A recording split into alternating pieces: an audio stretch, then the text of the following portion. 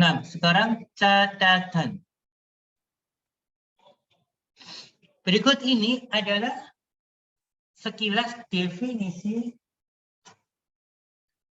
bagi sebagian istilah-istilah umum yang akan disebut di awal kitab.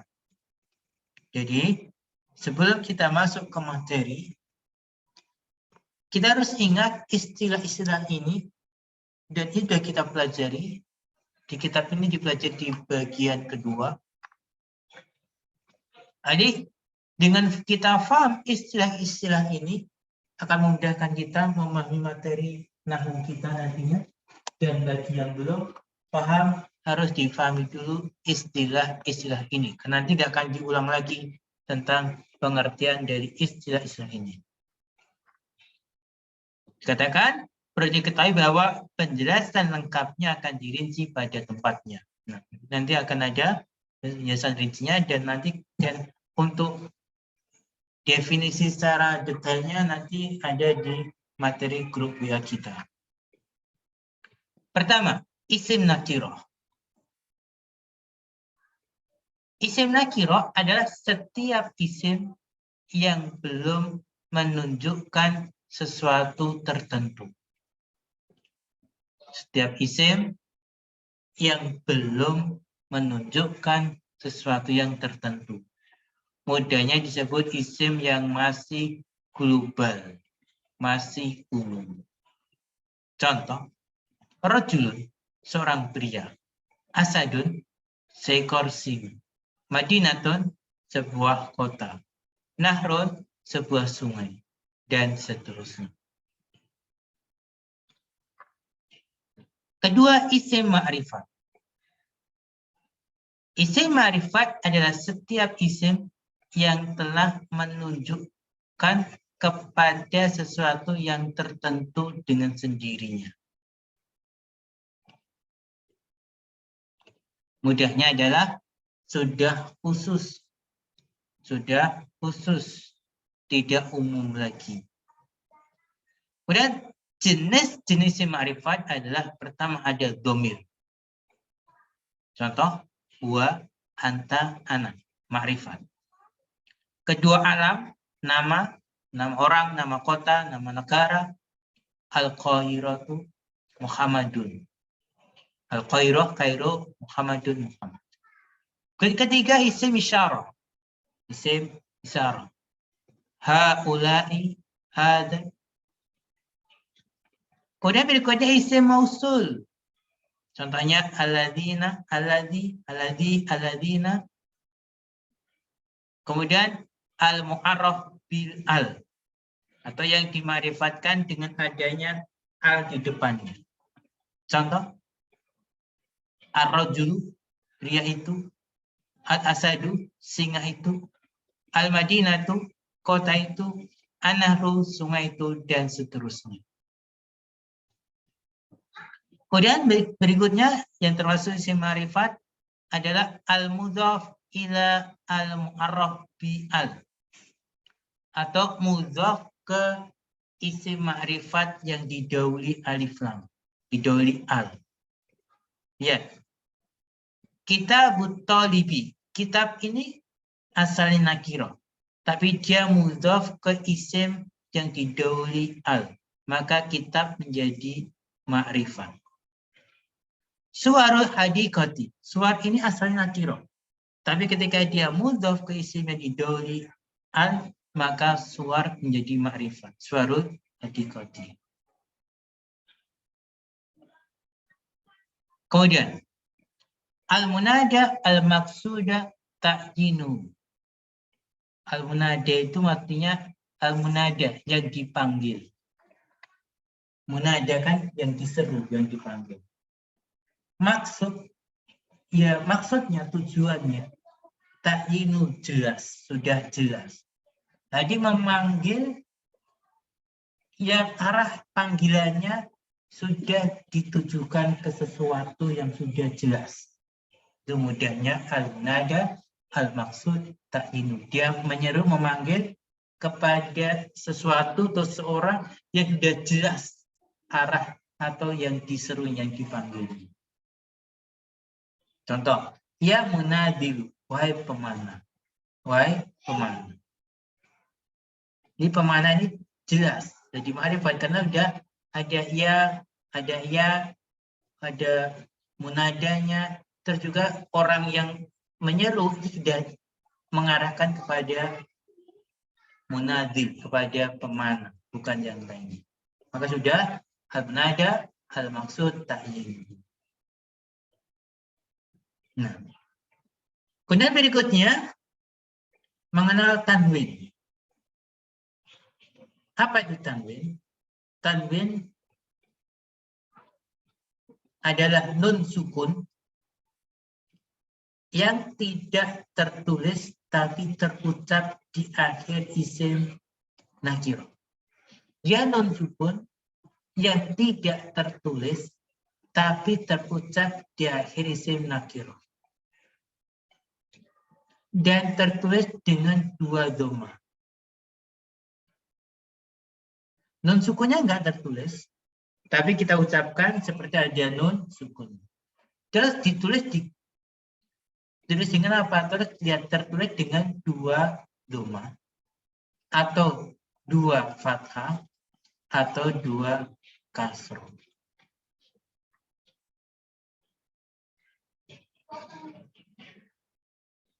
Contoh, ja'a rajulun.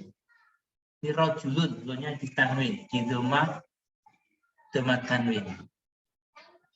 Ra'aitu rajulan. Rajulan tanwin. Marartu bi rajulin. Di dalam membaca seperti ada nun sukun. Dalam membaca, tapi tulisannya tidak nampak. Jadi tidak tertulis tapi terucap di akhirnya nun sukun. Dan ditulis dengan 2 dhamma atau 2 fathah atau 2 kasrah. Berikutnya isim mufrad. Isim mufrad. Apa isim mufrad? Isim mufrad adalah setiap isim yang menunjukkan satu laki-laki atau satu perempuan. Contoh, waladun, satu anak laki-laki, fatatun, satu pemudi. Kedua, isim musanna. Isim musanna adalah setiap isim yang menunjukkan 2 laki-laki atau perempuan. Dengan menambahkan alif dan nun atau ya dan nun kepada isim mufradnya. Contoh, waladani atau waladeni, 2 anak laki-laki. Fatatani, fatataini, 2 pemudi. Berikutnya jamak. Jamak adalah setiap isim yang menunjukkan lebih dari 2 laki-laki atau perempuan. Jamak ada 3 jenis. Jamak mudzakkar salim dengan menambahkan wawu dan nun atau ya dan nun kepada isim mufradnya. Contohnya muhandisuna, muhandisina. Jamak muannats salim dengan menambahkan alif dan ta kepada isim mufrad. Contoh muhandisatun. Kemudian jika jamak taksir dengan merubah bentuk mufradnya. Contoh rijalun. Rajulun jadi rijalun. Kemudian mayadinun. Kemudian udotun. Nah, istilah berikutnya yaitu masdar. Masdar adalah isim yang menunjukkan kepada suatu makna tanpa berkaitan dengan waktu dan tersusun dari huruf-huruf fi'il. Masdar itu isim menunjukkan kepada suatu makna, ada maknanya, tapi tidak berkaitan dengan waktu. Dan dia tersusun dari huruf-huruf fi'il. Contoh, hadara, masdarnya adalah huduron, masdar. Tala'a, tulu'an, tuluannya masdar. Hadara fiilnya, huduran masdarnya. Tola'a fiilnya, tuluan masdarnya. Berarti masdarnya tersusun dari huruf-huruf fiil. Kemudian masdar ada dua. Ada masdar soreh. Sebagaimana dalam dua contoh di atas, jadi huduran, tuluan masdar soreh. Yang muncul dari fiil atau tersusun dari huruf-huruf fiilnya, masdar soreh.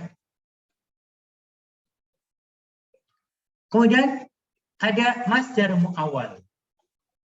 Masdar muawwal.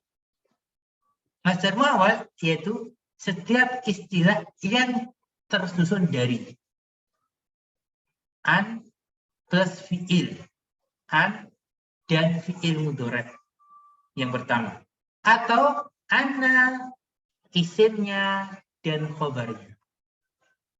Itulah masdar muawwal. Tersusun dari an ketemu dengan fiil mudhari, atau anna, isimnya dan khobarnya. Dan masdar muawwal ini bisa dirubah ke masdar soreh, pasti bisa dirubah. Masdar muawwal bisa ditakwil, dirubah ke masdar soreh. Contoh, arju antahduro. Antahduro ini masdar muawwal, tersusun dari an dan fiil. Ya, antahduro bisa dirubah ke masdar soreh jadi apa? Arju huduroka. Huduro ini masdar soreh.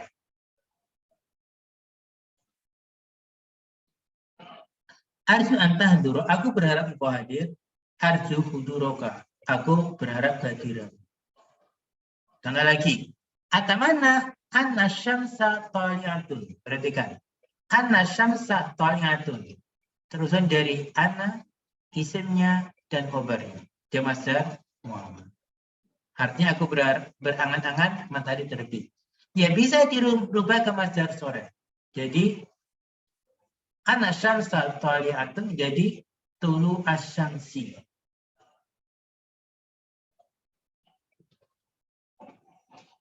Ya.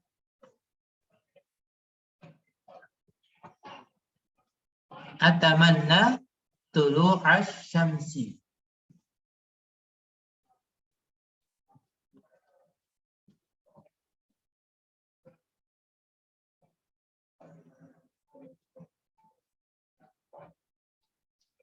Aku berharap terbitnya matahari. Nah, berikutnya, istilah berikutnya ada fi'il madhi. Fi'il madhi adalah setiap fi'il yang menunjukkan kejadian sesuatu sebelum waktu pembicaraan. Contoh, darasa, dia telah belajar. Taqaddama, dia telah maju. Dan ada fi'il mudhari, yaitu setiap fi'il yang menunjukkan kejadian sesuatu pada waktu berbicara atau setelahnya. Yadrusu, dia sedang atau akan belajar. Yataqaddamu, dia sedang atau akan maju. Berikutnya, istilah berikutnya ada fi'il amar. Istilah fi'il amar adalah istilah fi'il yang dipakai untuk menuntut terjadinya sesuatu setelah waktu pembicaraan.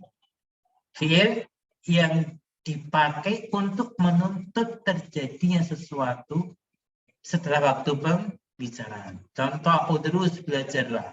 Ini kan menuntut terjadinya sesuatu setelah pembicaraan. Apa itu belajar?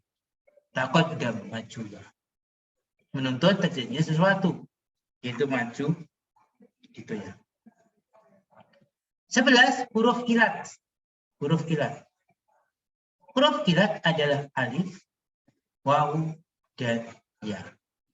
Nah, inilah istilah-istilah yang harus kita ketahui sebelum nantinya kita akan masuk bab pertama